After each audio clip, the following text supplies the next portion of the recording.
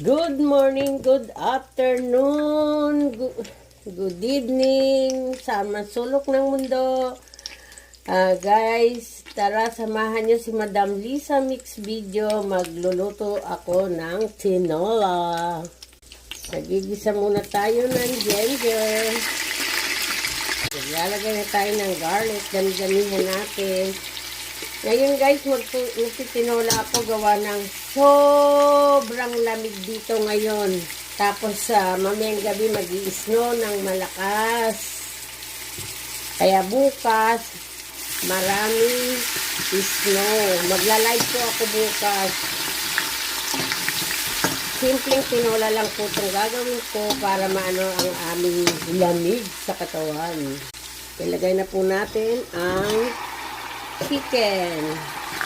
Hindi ko muna po siya lalagyan ng tubig kasi po ang chicken ay nagtutubig para po maluto siya sa sarili niyang tubig, guys.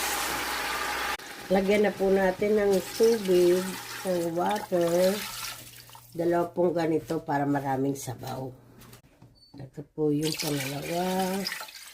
Hintayin na po natin siyang kumulo. Lalagyan ko po rin siya ng pang tinola para mas lalo pong masarap.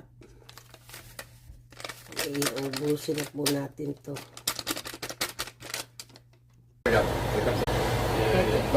Guys, kumukulo na. Lagyan na po natin ang papaya. Guys, wala po akong dahon ng sili at malunggay, so maglalagay lang po ako mamaya ng spinach. Lagyan na po natin ng salt. Lalagay din po ako mamaya ng konting patis. At paminta, black pepper, patis. Okay na yan. Ilagay na rin po natin ang baby spinach. Ito po, maganda rin po talaga to sa tinola. Mas marami pang vitamins to.